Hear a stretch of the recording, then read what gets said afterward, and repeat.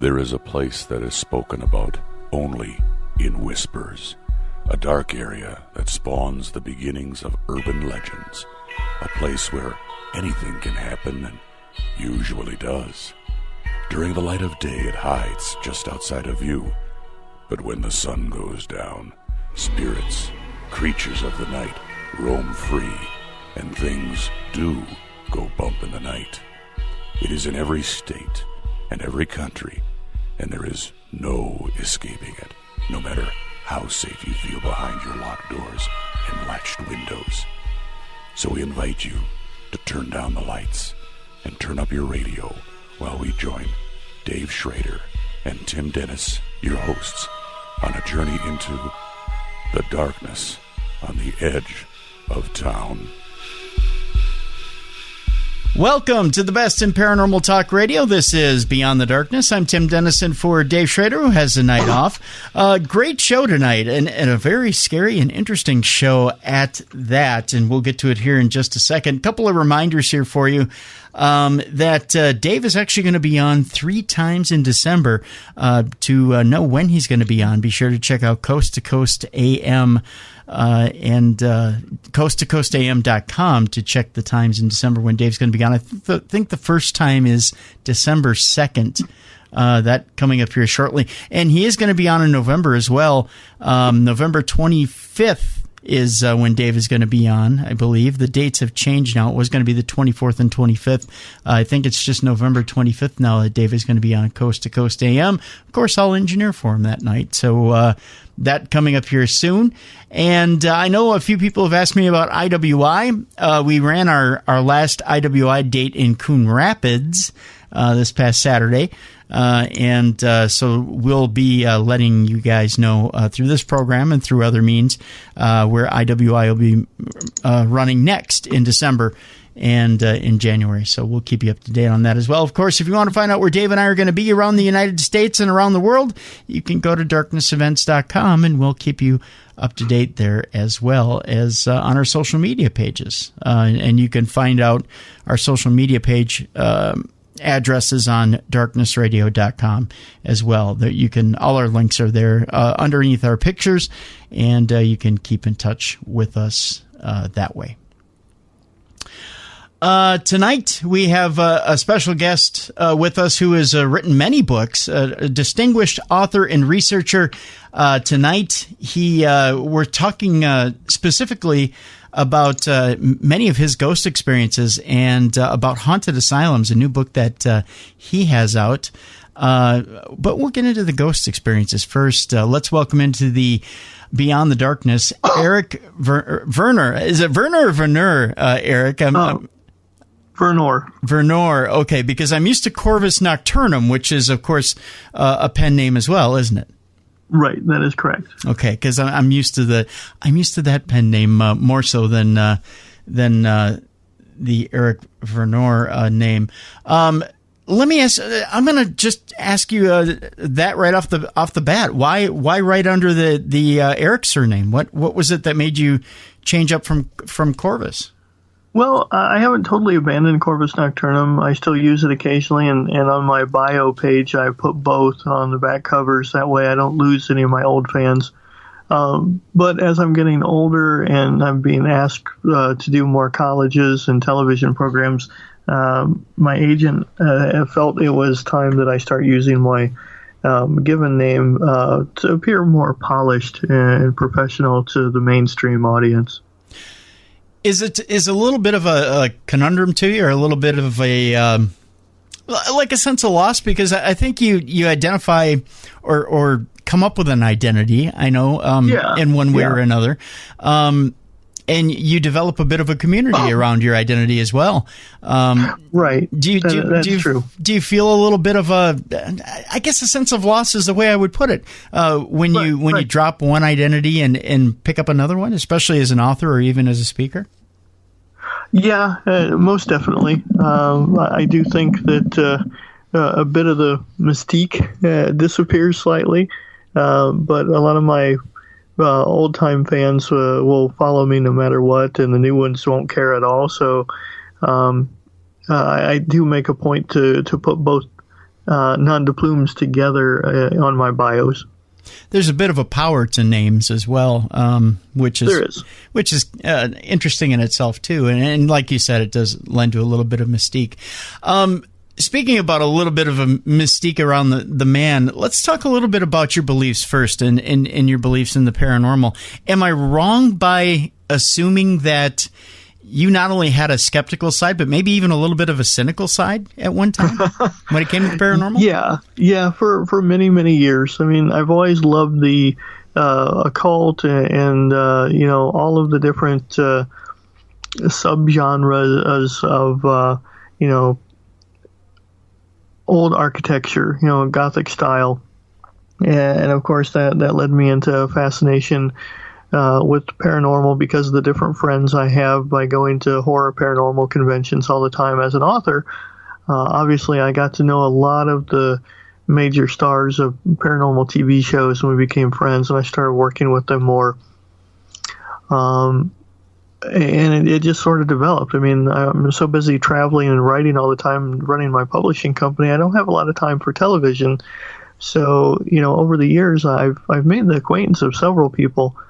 Ironic, like Brian Kano from Haunted Collector. Mm-hmm. He was a guest host interviewing on a radio station I happened to be on, and I actually had to Google who he was, because I didn't know who this guy was. He was asking me a bunch of questions, and I was like, "Oh, okay, that guy."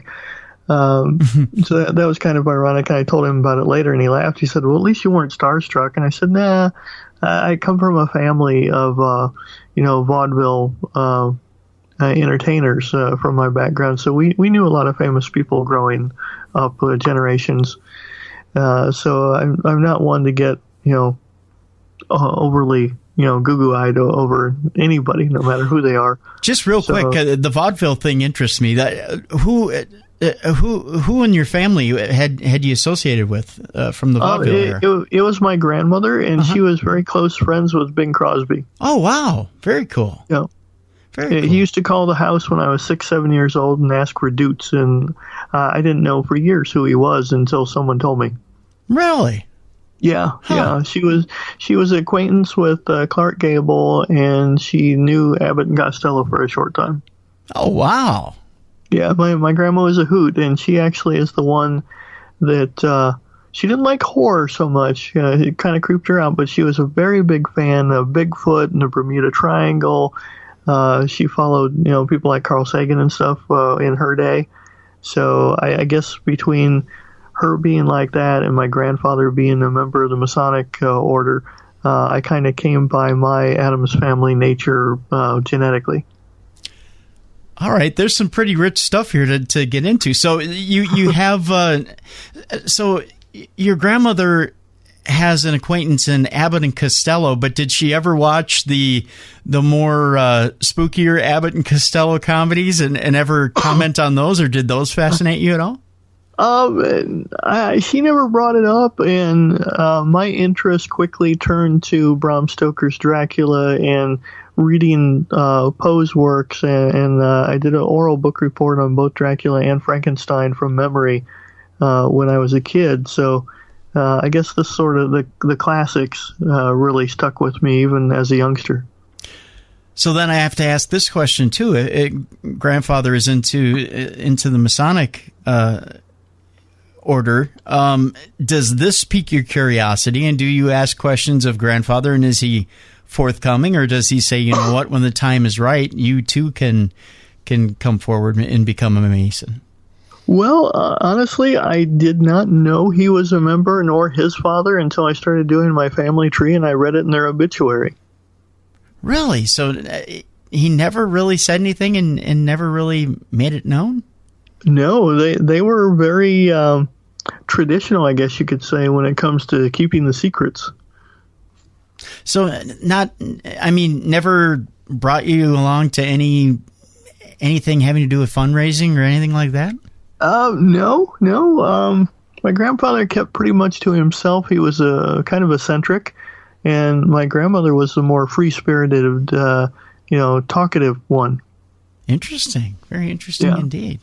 So you I'm interested as to where the interest in the occult comes up, because sometimes we associate that the occult and the paranormal go hand in hand, but evidently it doesn't with you, because like I had teased earlier, there's a bit of a skeptic, maybe even cynic here, isn't there? Yeah, I mean, people look at me kind of weird because for over a decade, I just liked the dark stuff and didn't believe in ghosts or spirits or anything, even though there was a few minor things here and there. But, I'm atheist, member of the Church of Satan, which is basically atheist with cool trappings. And I grew up not really belonging to any one particular faith, even though my grandmother said we were Protestants. She went to every church under the sun just to give me exposure to everything. So I became a questioning skeptic who still loved odd things. So years into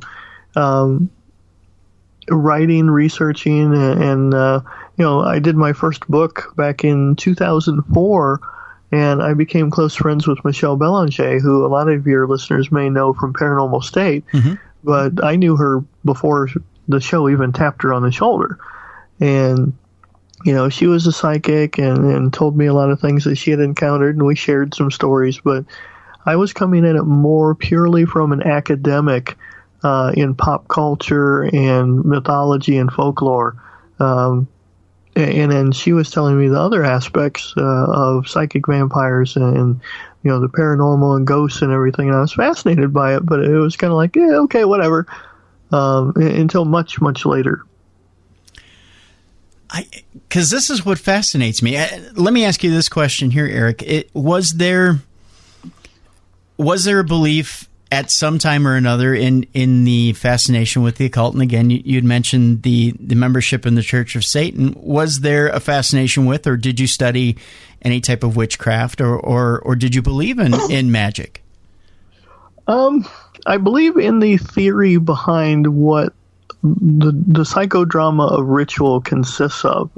From our primitive minds, we need structure. We need to find answers. Basically, the ancient healers were midwives. They were trying to understand the human body the best they could. And to be frank, a couple close friends of mine are practicing witches, and one of them is what you'd call a green witch or a hearth witch, using kitchen medicinals and things like that. And their stuff is just as potent as anything over the counter pharmaceutical wise, because from my understanding of talking to them, a lot of our modern medicine is just distilled from the same plants. They just add in extras that we don't need. Interesting. So okay, there's the skepticism with witchcraft there. I get that. And with the atheism, I guess this is what, again, I know psychology probably fascinates you too. Yeah. I want to get down to the root belief, and I know that we're probably wanting to talk more about spirits and ghosts, but I really want to get down to the root belief of the non-belief of atheism with you. What was it that you looked out and saw exactly nothing, or what was it that you thought, you know what? I've taken a look around. I've heard other people's theories on religion, and I really don't think there's anything there. What was your first sign or your first bit of evidence to you that you just didn't think there was anything there? I think it stems mostly from observing people and seeing how hypocritical a lot of them are, the scandals in churches.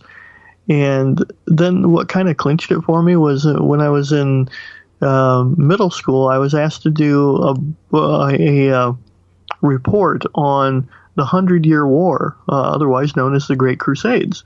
And my conclusion from it is you have Christians and Muslims praying to a similar God-type figure, and they are trying to wipe each other off the face of the planet in the name of their one true God. And that kind of made me go, well, if there is a God, then he's not listening, and he doesn't care. So, I kind of got soured by that, and, the hypocrisy that I saw around me, and I thought, this is all doesn't work for me. If it is something that other people need, and it makes them feel better, sleep better, and they can get through the horrors of the world, more power to them. I don't knock it at all. It just didn't work for me, and so I kept puttering along on my merry way, and I encountered a lot of different people, many different faiths outside of Judeo-Christianity. I mean, I've sat on religious world panels, Mm-hmm. I've been with a couple of Buddhists. One of them's a good friend of mine. 3 of my best friends are Catholic. So I don't mind what other people believe. I find it fascinating. It's more of a psychological understanding of how ritual and history of people, more from a dark sociologist point of view, I guess you could say, is where I come from. Does it shake your faith a little bit more in humanity, being an atheist? Do you think, there's a fine line or a thin line between chaos and disorder? Yeah, I think so, but I'm not one to say that you need to have religion in order to have morality, because I consider myself a pretty honest, upstanding human being, and my friends and fans seem to think so, because I feel I'm just who I am, and it's a matter of cause and effect. If I don't conduct myself properly, then people are going to say bad things about me. So I want to be liked, and I want to do the right thing, because that's the legacy I leave behind, is how people remember me as a person. And I don't think that spirituality has anything to do with it. If anything, people feel guilty over things that they do or say because it doesn't quite fit with everything they're taught they need to be, and then they do dumb things because they're guilty. And I think that I'm just cutting out the middleman. So do you believe that people by nature are good, or do you believe that they have a duplicitous nature? Good question. I think we all start out pretty innocent, and then life happens and people make choices. Okay. That's very fair. Very fair. So I'm curious then, Eric, you're going about life and I guess for lack of a better term, doing what thou wilt, and you're doing no harm, and you are you're living your life. At what point do you have an experience that might shake that belief system of atheism, or might shake that belief system that maybe there might be something to this paranormal stuff? Well, honestly, it was a couple years ago. I was researching a book called, that I co-wrote with the 2 owners of Randolph County Infirmary. And if your listeners are familiar with Nick Groff and Katrina Weidman's show, Paranormal Lockdown, mm-hmm. It was actually featured on there. So this was before the building was open for tourism. I went down there right after they purchased the building. I mean, it was still in pretty much a mess. It was late at night, right around Halloween.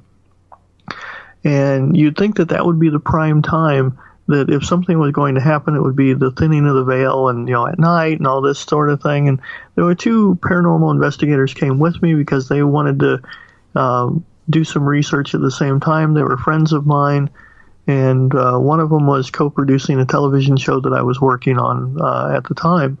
So we all went down there, poked around, and, well, I didn't really get anything. So I just chalked it up to, yeah, see, told you so, guys. And as time went on, the owners set me up with a local tour guide named Chris, who just lived right down the road. I mean, Randolph County is right off of a highway on Winchester, Indiana. So, I go down there. A friend of mine was driving at the time. She's an editor at Dark Moon Press and a writer. And I'll caveat this by saying she had breathing problems, asthma, and so she didn't want to walk the entire place. She'd already seen the building during RC Icon. It was a fundraiser that we did the year before for cystic fibrosis, I believe it was. And so she decided to sit in the main lobby near the kitchen upstairs for the staff. And, just sit down, read a book, and let me do the history lesson with the tour guide, since I'd already done a ghost investigation, months earlier, and nothing happened. So it's broad daylight, and I'll let the listeners know that from the front doors, you could see both directions of the highway and across the street. And there's nothing but farms, farmland, cows, and the nearest house is way down the road that Chris lives in. Okay, so the only two vehicles were the one that we came down in and Chris's. So, like a lot of the institutions, whether they were prisons or mental institutions, or like this one, it was a mixture of a lot of characteristics. It was known as a poorhouse originally, and then it became a hospital, a TB ward, and kind of asylum. A lot of these buildings are really massive. They have tiny little, well, I call them cells, because there's even bars on the doors of even the patient rooms when it's a hospital. And these places are just massive, and they're mirror images of each other on either side. Usually it meant male and female wards, and they're multiple levels, and they're all pretty much stacked on top of each other as far as the layout design. Okay, so the staff kitchen was upstairs on the main floor right near the front doors. The giant cafeteria and main kitchen for all the people was on the lowest level in the very back. So Chris takes me through the entire building. I have this filmed on my cell phone to this day. I didn't delete it because I kept wanting to rewatch it and listen to it, and then I show it to other people just to see if I'm not crazy. And you see Chris and I going through the corridors. He's telling me the history of the place. And about the fires that happened, the people that died there, some of the really crazy incidents that had happened while they were doing the cleanup. And I asked him, why did they leave all the doors wide open throughout the whole building?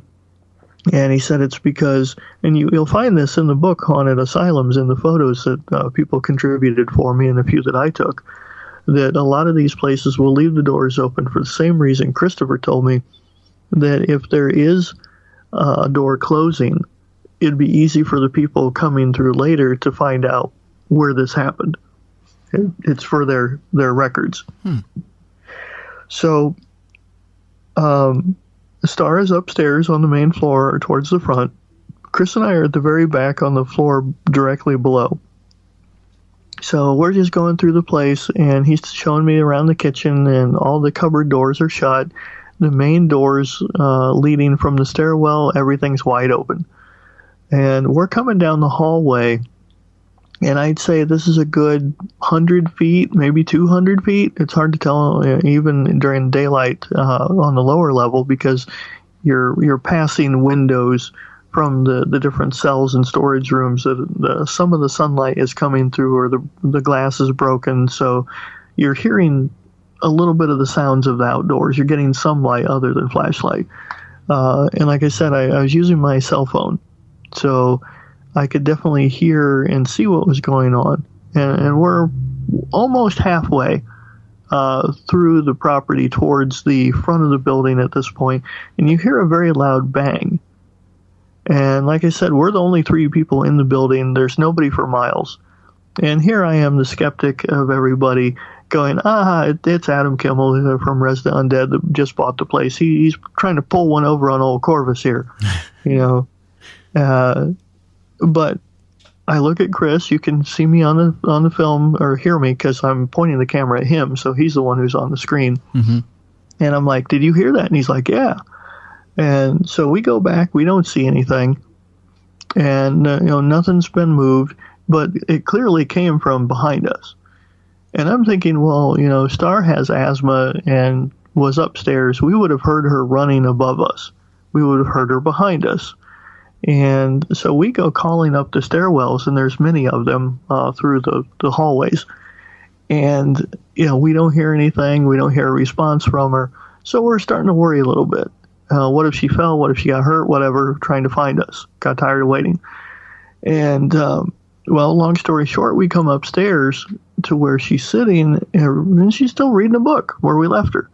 And you can see her on the screen, and I have the camera light on because we just came from upstairs. She's squinting, turn the light out. But I keep it running, even though I kind of hold it away from her. And I'm like, did you hear that noise? She's like, no, I heard you guys yell up the stairway a while back, but I thought you were talking to each other. So she didn't get up. And I stand there and I replay it for her, and she's like, wow, her eyes get all big. And I swear, as I was coming up and down the hallways and going up the stairs, and I was looking out the windows, I was checking out both sides of the building just to see if there was another vehicle that had, rolled up on us, that maybe somebody came in doing maintenance, or maybe it was Kimmel, playing a joke on me. Mm-hmm. There was nothing. So, to this day, I cannot tell you what caused that loud noise, that I can still replay it. Very interesting. Well, speaking of things that have shaken my foundation here, Eric. All right, we're back with Eric Vernor. The book is out there right now. It is Haunted Asylums, and it's at not only Amazon.com, but it's also available on the website. And the website, Eric, is, once again, it is darkmoonpress.com. darkmoonpress.com if you want to get a copy of that book. Now, you've had the experience at the asylum, as you've mentioned, and it's something that you can't explain. Now, tell me this. At this point now, you've had this experience. How has it rocked your foundation? How do you start to think differently now? Because in your world now, you seem like you're not only skeptical, but you're cynical, and you're not really believing in much. Tell me how your mindset has changed now, not only when it comes to investigations, but how has it shook your foundation as far as theology? I wouldn't say my theology has changed at all. Mm-hmm. I still feel that if there are entities, that the energy is just the remainder of what's left behind when a person dies. I don't feel that the person, their consciousness, goes anywhere. I'm not going out and saying, well, I was an atheist, now I believe there's heaven, and that's where they go. It's more of, okay, they die, and then the energy, the electricity, the part that was them just dissipates. But as I've said in the beginning of Haunted Asylums and in my other book, Haunted Prisons, and I wrote Haunted Prisons a couple of years ago when I was taking criminal justice classes, and the history of corrections kind of piqued my interest, and I kind of worked those two things together, my love of the dark and spooky with my CJ degree. and even back then, I said that, I don't believe that there's a conscious, sentient energy. I think that it's more the residual of what leaves us that lingers in these places. And as Dave and I have discussed in the past, Dave Schrader, mm-hmm. I personally think that we do go into these buildings with a bit of a preconceived notion.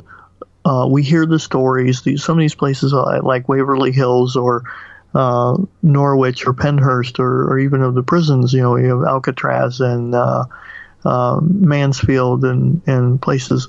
We know some of the things that happen, obviously. So people are going, specifically to certain places and certain exact places within these locations to try to recreate or see what they've heard. So I think there's a bit of a bias there. So I'm never going to shake that part of my cynicism. And of course, I've talked to other paranormal people and even psychics who agree with me that you can never truly rule out the mundane, and you shouldn't go in thinking that every twig that the wind blows across the room or an animal that lives in these shelters or even the homeless people. I mean, it's better than being out in the elements. That might be what's causing the things that you think you see or hear.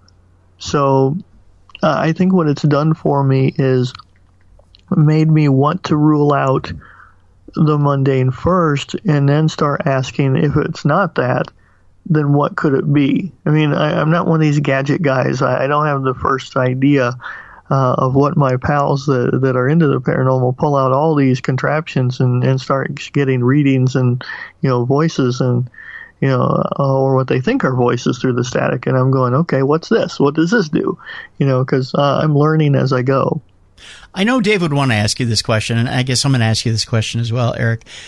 Does it not frighten you to think that when you die, that's it? If these energy signatures are all that's left of this traumatic time at this asylum, does it not frighten you that maybe you don't leave a mark at the end, or maybe you've left a mark, but it's not so permanent? Well, I'll admit this here to you, and I've said this occasionally on other radio interviews over the years.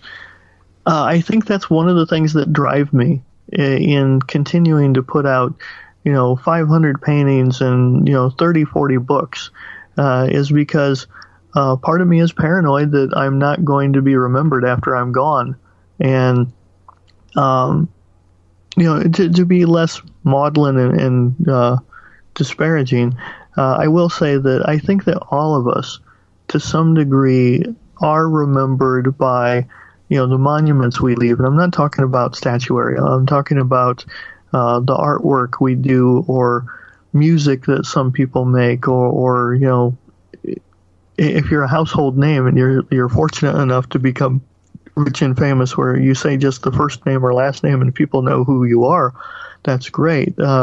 Presley, whatever. Mm-hmm. Those are ways that you're remembered. Those are your markers. But also your legacy of beyond what you create with your two hands. Your children will be part of your legacy. I came from a pretty broken home other than my grandparents. So the luxuries of wealth of my family didn't go directly to me. My parents were, on the other side of the law, shall we say, and didn't do good things with their lives. So, I earned my place in the world from, a lot of bad things and being homeless and everything, to building several businesses that, now I sell books all over the world, and I have the luxury, and I'll say luxury, of being able to travel to all these really cool places and meet some fantastic friends that I have, that I write about, that I talk to, that I get to have as colleagues and mentors and look up to, instead of just seeing their names on bookshelves. There are people that I call up and say, hey, I've had this happen. What does it mean? So I guess what I'm trying to say is that no matter how bad things happen to us in life, we can decide and choose what direction we're going to take those tragedies. And for me, it's not just the love of all the spooky things. That's, of course, what keeps it going. But as I've matured and kept telling other people's stories, part of what this means for me is sharing the stories of the tragedies that have happened to other people in the past, so that we educate current people and people into the future what it was really like in prisons and in asylums and the places that were supposedly there to help people, but they in turn just did horrific things, that may have caused these residual hauntings. And I think without that education and sympathy and empathy, we would just be committing these atrocities again and again. So that's my job as a writer, is to make sure people don't forget. Of course, they're going to pick up this book because it's got cool pictures and we like ghost stories, but I wrote these books also to try to serve as an educational warning too. Let me ask you this. This is kind of a chicken or the egg type of question, but do you believe, Eric, when it comes to these asylums, because sometimes there are such sad or heinous acts that were committed or atrocities that happened in some of these asylums. Do you think it was the act itself, or the fact that there is empathy and sympathy from the investigators that walk in that trigger these residual hauntings? Is it the scar upon the earth, or is it the empathy and sympathy for the act that happened that keeps the residual haunting going? I'm going to be brutally honest here. I think with some people, and I'll emphasize the word some, like the psychics and other writers and people that are deeply touched somehow. My friend Michelle Belanger, who was with Paranormal State, for her it's more personal because she had family that was involved in an asylum or hospital and a lot of tragedy when it comes to things like that. For her, it's more of a deep-rooted, oh my God, this was terrible, and let me see what I can do to help others. For her, it's, communicating with the dead. But for the bulk of most other people, and I hate to sound very cynical when I say this, but I think we just go in there going, ooh, I might see a ghost, or this place looks cool and creepy, let's go check it out. Kind of like the urban explorers who just go in and, they don't care that they're trespassing. And that's one of the things I put in the foreword of Haunted Asylums is I said, check with the owners, get permissions, be careful because you're going to encounter broken glass, rusted metal, asbestos, the floors cave in, you may run into animals, things like that. Have a brain in your head because I think so many people get so caught up in paranormal TV that they go in there with their gadgets and everything, and they want to see an apparition, and they want their 5 minutes of fame, to where they may not care so much about the story of what really happened to these poor people. I think it's a rare few who go in there with either the historian mindset like I do, or like Michelle, who actually want to help the poor souls. Okay. Let's take our break right here. When we come back, let's get some of those stories of some of the sadder or even horrifying acts that happen in some of these asylums, and talk a little bit about some of the scars that happened at some of these haunted asylums. Again, Eric Vernor is our guest. The book is Haunted Asylums, available at darkmoonpress.com or at amazon.com. Be sure to check it out during the break. When we come back, we'll talk about those haunted asylums here on the best in Paranormal Talk Radio. This is Beyond the Darkness.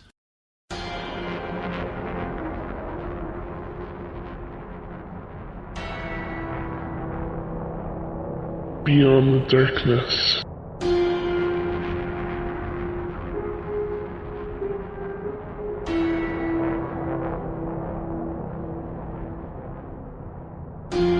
Welcome back to the best in Paranormal Talk Radio. This is Beyond the Darkness. I'm Tim Dennison for Dave Schrader, who will be back tomorrow.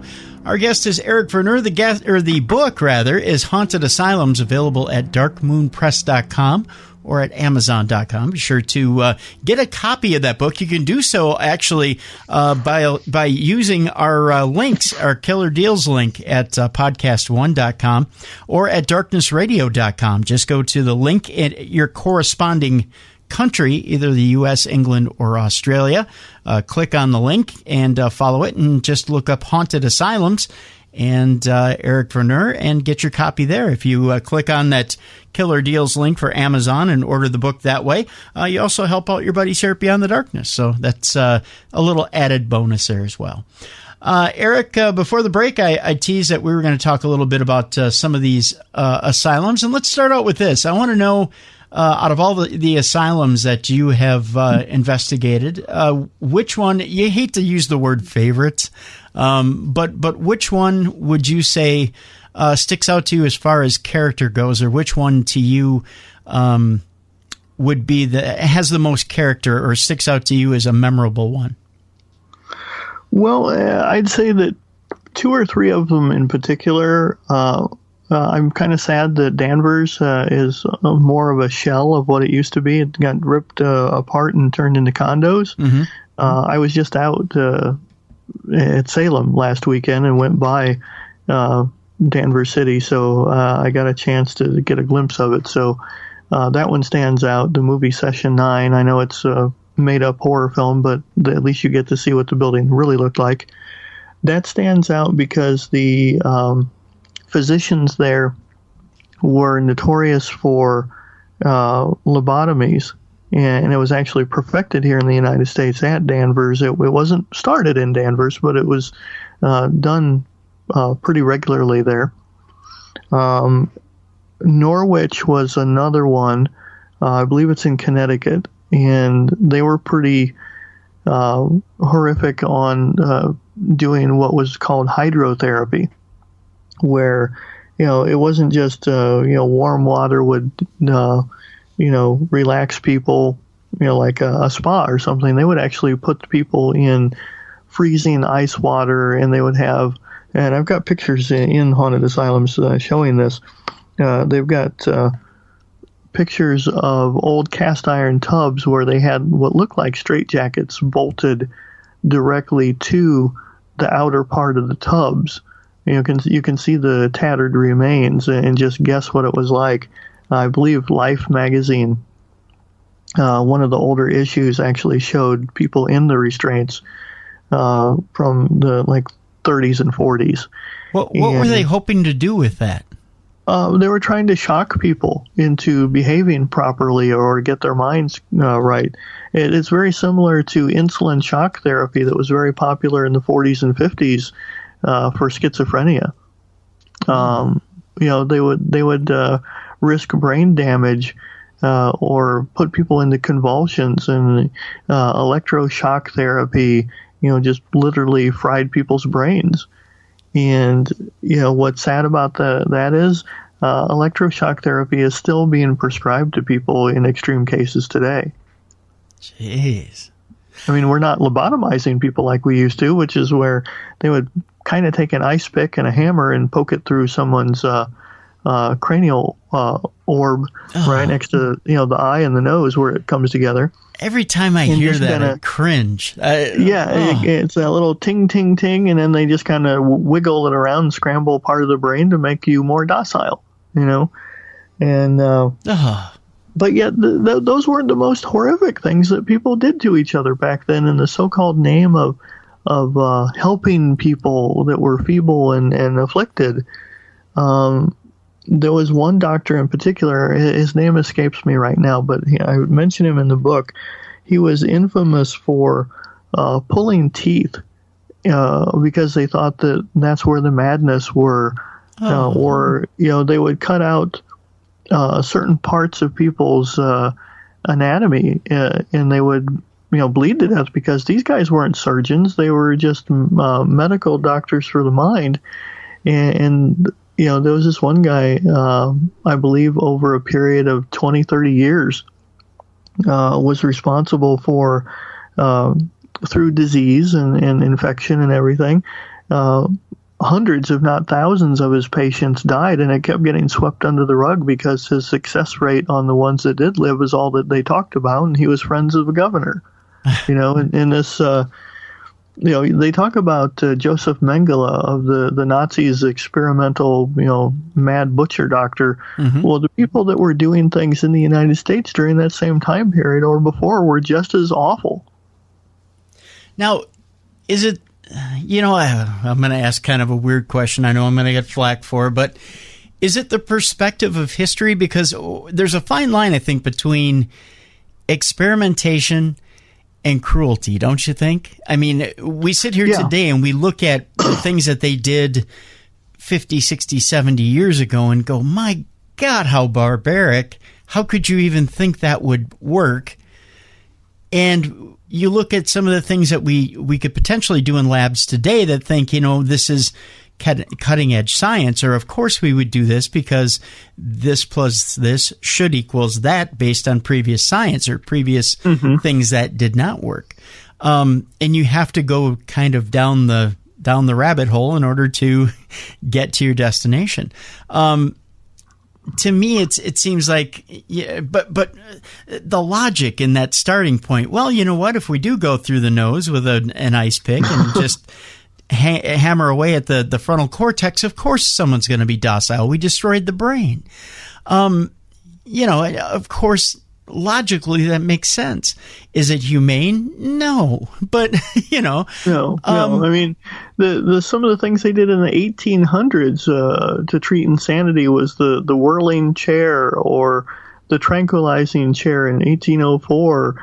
There were so many things that I couldn't put into Haunted Asylums, or it would have made the book more than 300 pages. I actually have done a spin-off book to come out in another week called Madness in the Halls, where it's not paranormal at all, but it's a photographic history of what people have done since the beginning of time to treat the crazy people. And, that goes more in depth of what the particular treatments were in the devices and procedures. So if you were to get Haunted Asylums and Madness in the Halls, you would kind of start to get a clearer picture of how those two go hand in hand. So in your opinion, having done that research, was it more an inspiration? Did the inspiration come from sadistic tendencies or true science? I think originally it came from a pure heart, and then the power of the money and the prestige of running these places, and it somewhat attracted the greedy and the sadistic-minded individuals too. So I think they got so caught up in feeling that this is the only way, to treat people, to take care of them, because they were unable to be controlled. I know it's fiction, but One Flew Over the Cuckoo's Nest with Jack Nicholson is still pretty timeless, and it was fairly accurate, if not tame, in comparison to some of the true stories that happen in these places. I mean, if you're going to talk horrific places, haunted prisons and haunted asylums were probably right up there in the top 5 locations on the planet where if there's going to be lingering spirits that can't find rest, it would be there. I mean, I can't think of anything too much more that would pop into mind except, battlefields of Gettysburg, the Auschwitz with the Nazis killing a few million people, and I'm sure there's others, but these are places that people think of as humane, and some of them existed for well over 100 years, and they went unchecked until the 1990s. When you think of just a pure, unbridled, sadistic torture or treatment, depending on which term you want to use, in one of these asylums, in relation to a now tortured soul or a residual haunting in one of these asylums, and a story that really stands out. Give me an example of one that really stands out to you that you just think, wow, not only a sadistic life, but then a tortured haunting. Give me an example of one that really plays out to you, or one that's in the book there. I would say that one of the big ones would be probably in Waverly Hills. It wasn't an asylum so much as it was a tuberculosis ward. And, that was more about the one poor woman that was found naked and dead inside of one of the rooms, one of the far corridors. And I believe she was the case where years later, the imprint of her body from fluids decomposing, they still can't get it out of the floor. Oh, my God. And we don't know to this day, did she wander off because she wasn't given her medication? Because in almost every one of these places, they were supposed to house, a few thousand, but some of them would hold 10,000 people. And there was one in particular where reporters went in and took photos, and people were naked in the hallways in huddled masses because they had no rooms or clothing, for these people. And obviously they needed mental help, and some of them were dangerous to society. But what terrifies me is with the advent of modern medical pharmaceuticals, when a lot of these places were shut down because of their practices, a lot of people out there don't know that these inmates, these patients, were just let loose. The doctors were under orders to send them home, And if they didn't have homes, that's where we get all our sad to say, our crazy homeless people that talk to themselves in the 80s and 90s, is because they were just turned loose into the cities.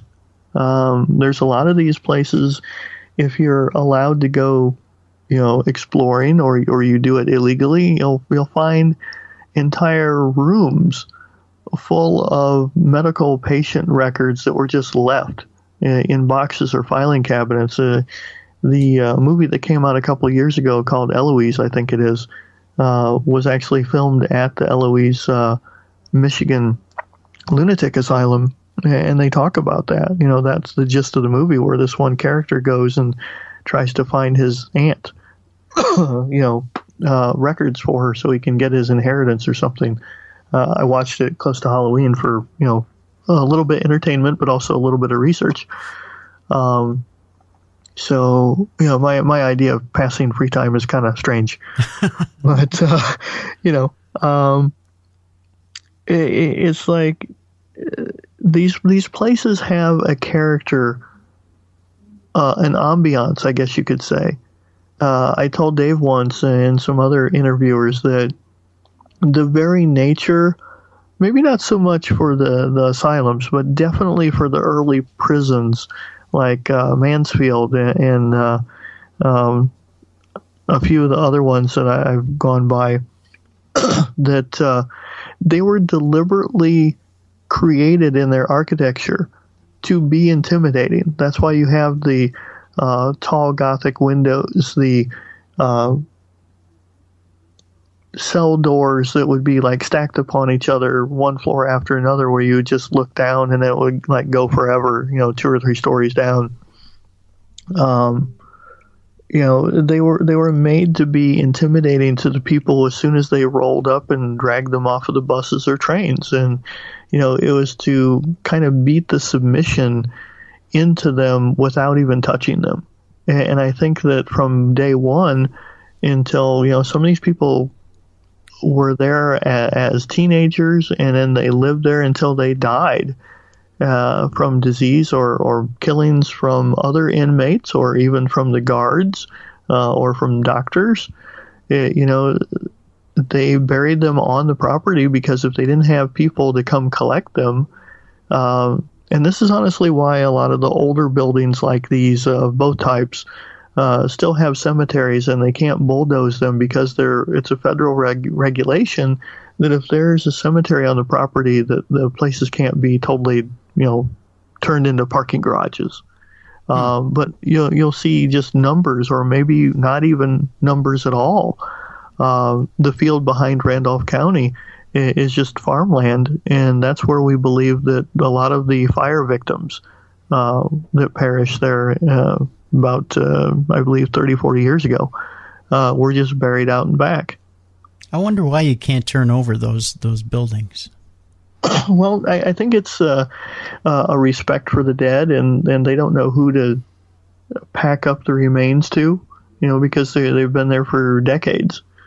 So, I guess, that's where we get to, what seems like a horror movie like Salem's Lot or something, where maybe that's not the right one, but, where they would have a building put up on old Indian burial ground, and then there's hauntings happening and stuff like that. But there were a few different places that were torn down, like Danvers, most of it's gone, and they have condominiums there. Or another one, I believe in Kentucky or Tennessee, I can't remember right off the top of my head. It was one of the southern states, I know that for sure, that Walmart had gone in and bought some property, and they were going to just bulldoze this old asylum. And it turned out that due to fires, electrical, lightning storms, things like that, and the way that the land sloped, that they had nothing but problems with the property. And so they just gave up and, let the state have the property back, and nothing's been done there because, and you got to wonder, is this just nature or is it more to it? I don't know. I got to ask you, in your opinion, Eric, when it comes to a site like Danvers, where they they start to renovate, or they actually do start to turn over the land, like into condominiums or something like that. And you do hear of residual hauntings or the fact that something still remains haunted. Why do you think the land still remains haunted or scarred, even when there is a cosmetic change or there is some sort of a change of energy there? Well, I guess if you were hypothetically one of the people that were there and you lived your entire life in that institution and you don't quite know that you're gone, where else would you go? That's a good point, but I guess I'm attacking it from the perspective of the atheist, saying, you know what, if there is no active spirit there, active soul there, if this is a memory or even Memorex, right, that's just playing over and over again, why wouldn't a change of energy change that scene? I don't honestly know. I mean, I haven't been to enough of the places that were converted other than out at Danvers. Most of the places I've been to, they're still standing from what they were, like Randolph County. Mm-hmm. So that's really hard for me to judge. The only thing I can speculate is possibly because it's a tie to the not the building so much, but the location, geography wise. I want you to play What If with me here for a second, because I had an interesting thought, and that is this. There have been plenty of atrocities that have happened at these different asylums, and they're well documented, and you've documented a lot of them in your book, Haunted Asylums, and a lot of things, and we even mentioned it before, where's the line between science and atrocity? With that being said, you wouldn't conduct, or at least in good taste, you wouldn't conduct a paranormal investigation in a place like a concentration camp, right? No, I'm sure some people have tried, but usually that's so frowned upon that nobody would get away with it. Ethically, it would be a huge no-no. Yeah. Why is there such a draw then to want to investigate in an asylum? What is it that is acceptable in your opinion? I'm going to ask in your opinion. Why is it that there's such a draw there, almost to the macabre there? Yeah. Yet something like a concentration camp or something to that effect is off limits. Where's the line, and why do you think that is? I think the line is drawn because of the worldwide understanding of how horrific, say, Auschwitz was, versus something on a more, I hate to say the word minor scale, but, like the Battle of Gettysburg. A lot of people died. It was tragic. It was horrific what happened to the people. But we look at one as being, this was so barbaric and on purpose that we can't stomach it, versus the other was, well, it was just war. And I think that for at least the hospitals, we go there trying in part to understand and reconcile the difference between the fact that, at least on the surface, that the mental institutions were there in place to try to help people, and they just got it wrong. It wasn't deliberate malice, whereas obviously the World War II incidents were on purpose. That's the best I can say. I hear you there. Even though when there's documented cases of blatant abuse in some of these instances? Yeah, that definitely gets me too. I mean, Norwich definitely stands out, where they had the hydro tubs. Penhurst had a lot of bad stuff there. Montenegro was definitely one of those up there that there was various news articles over the years brought out. I would say that Waverly, on the other hand, was not malicious on purpose, although they did kind of barbaric surgeries to try to help the people suffering, because they were just at a loss of what to do. They didn't know, and it wasn't until the end of Waverly's history, ironically, that they found the cure and realized what type of bacterial conditions was causing the problem. And then, of course, they had the antibiotics, and then it's just like, oh, okay, everybody's all better now. Whereas some of the other ones, like I was talking about the Dr. Death that went cutting up people and taking out organs or even limbs because he thought that, well, that's where the sickness came from. He was obviously someone who deserved to be locked up in his own institution. Mm-hmm. Absolutely. So there was a sliding scale. Yeah. Oh, well, yeah, without a doubt. I'm curious too. I want to go to the opposite side of the scale now with you and ask your opinion on renovations of these places to the point where you almost make them like Disneyland. And I'll bring up specifically Waverly Hills, where they're turning it into a hotel. Right. What is your opinion on that? Do you feel like maybe that's being taken a little too lightly, or where do you weigh in on that?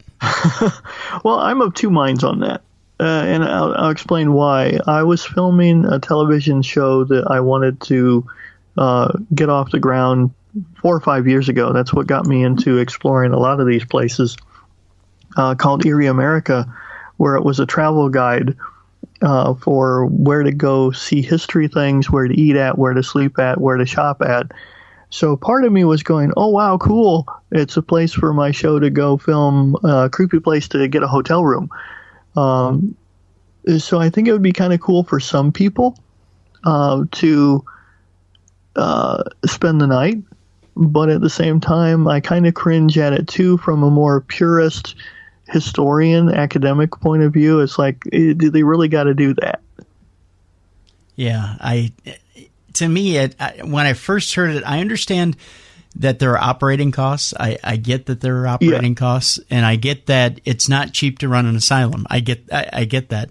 The property taxes alone, and then you add, lighting bills for what little area they do keep, normal, has got to be insane. And it seems like in the paranormal, I'll call it the paranormal hobby field, people think that these asylums should just be open for hobbyists to have a place to go investigate and be able to have fun with their craft.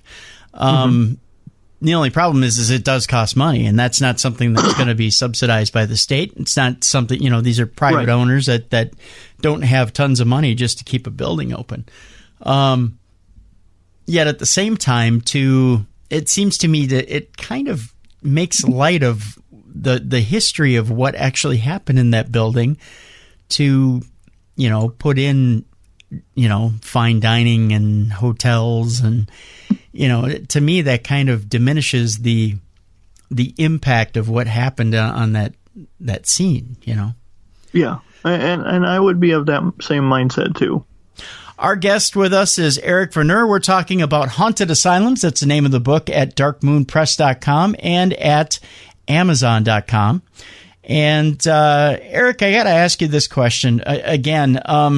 There are stories, of course, in the book about some sadder hauntings and some hauntings that you hear stories about people who maybe were put into some of these asylums under terrible circumstances, maybe misunderstandings, maybe an illness that might have been misdiagnosed.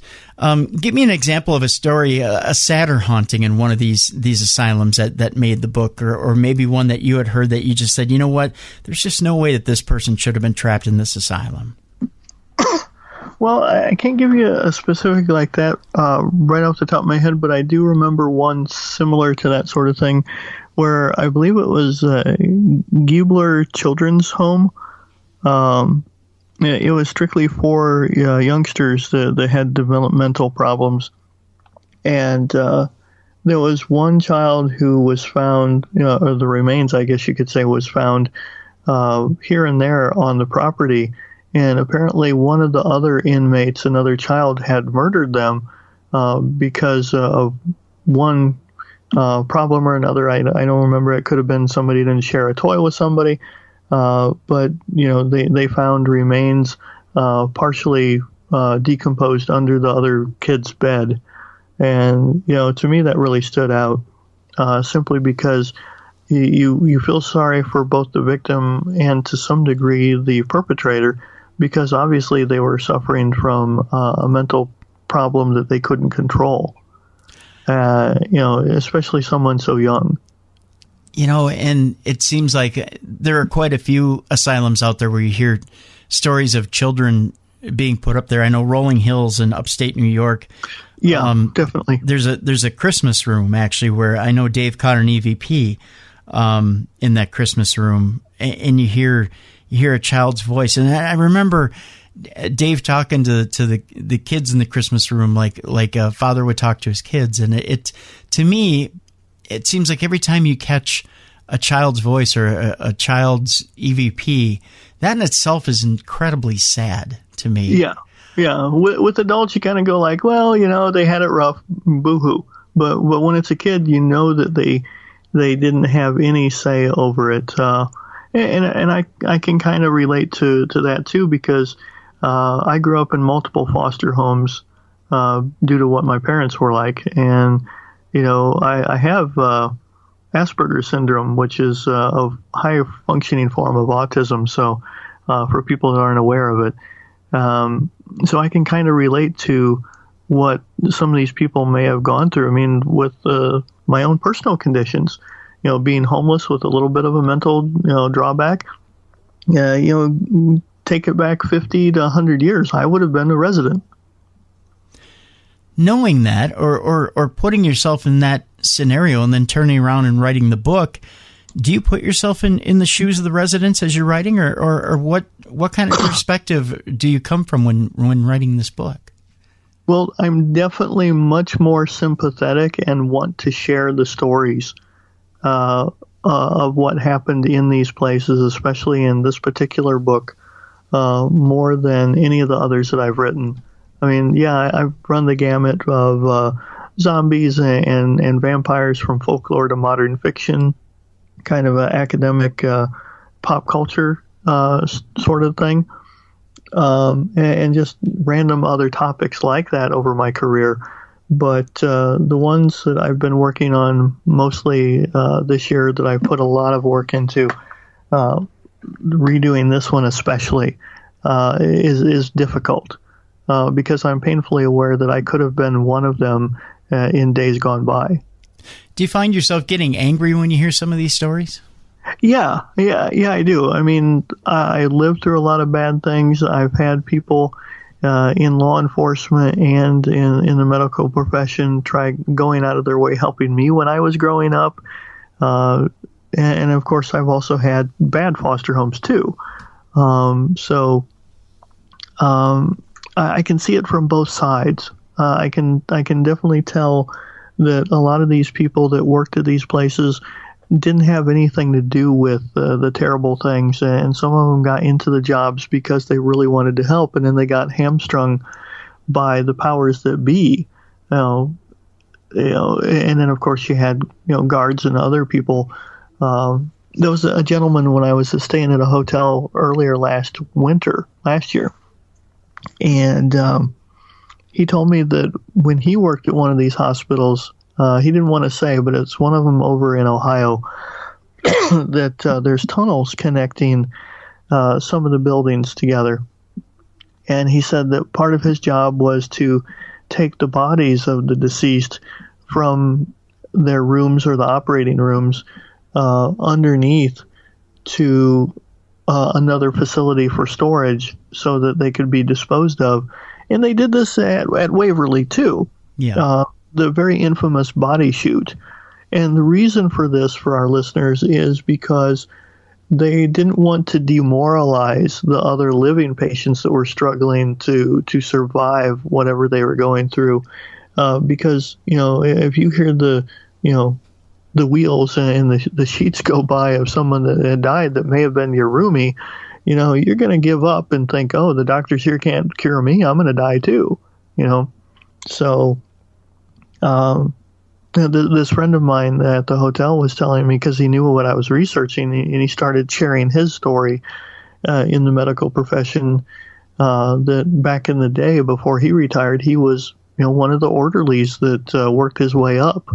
into the medical profession. And he said as the psychotropic drugs and everything kicked in the 80s and 90s, that change in medicine actually did more for closing down these places, or during President Reagan's time when budget cuts went in that forced these asylums to be closed. It was more financial and medical more than it was the fact that they were turned in and reported on to the general public. Because to this day, you have people reading the stories that I'm talking about, and they're in shock. They didn't realize that these were the conditions that people had to live through and died around.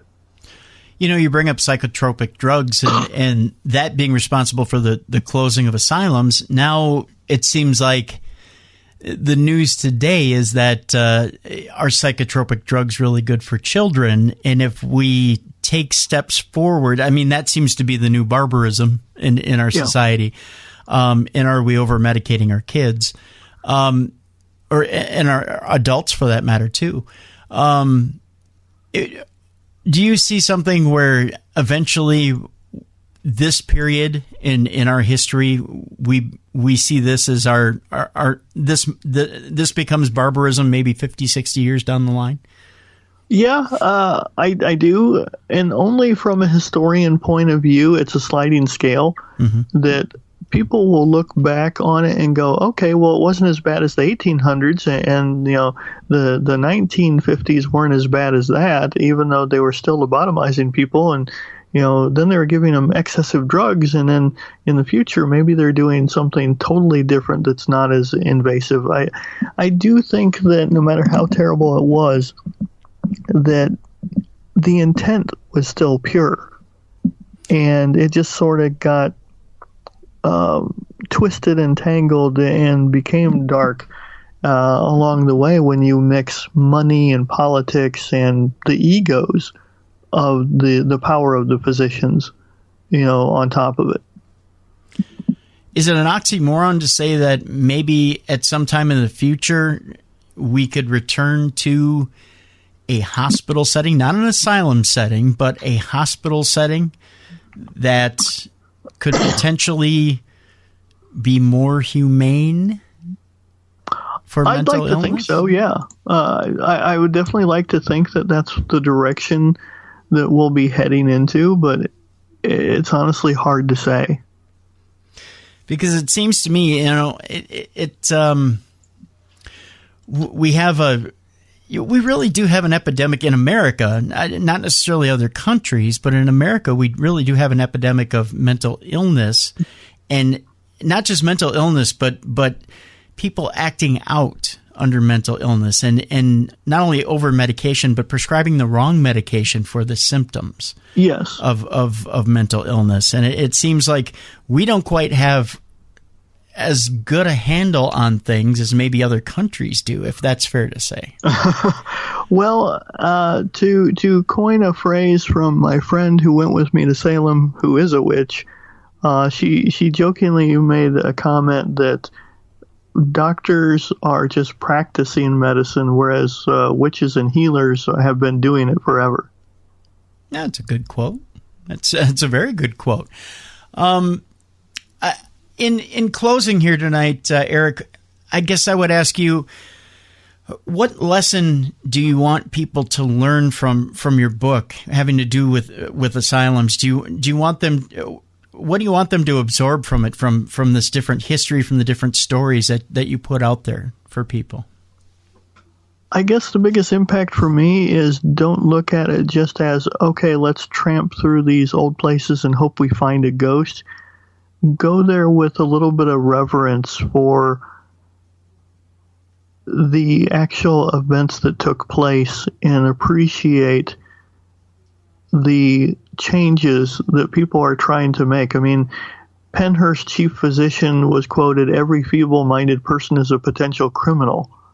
And look at how much things have changed since then, and that it's through our vigilance as people to keep an eye out for things like this, of people, crying out for help, that we stand to benefit our fellow man.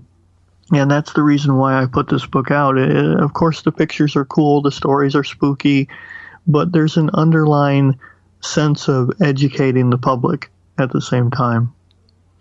All right. The name of the book is Haunted Asylums. Eric Vernor is the author. And actually, when you go to look for the book on Amazon.com, and again, you can do that by going to darknessradio.com, clicking on the killer links either for Amazon, either U.S., England, or Australia if you're in those countries, or you can go to darkmoonpress.com and get the book there.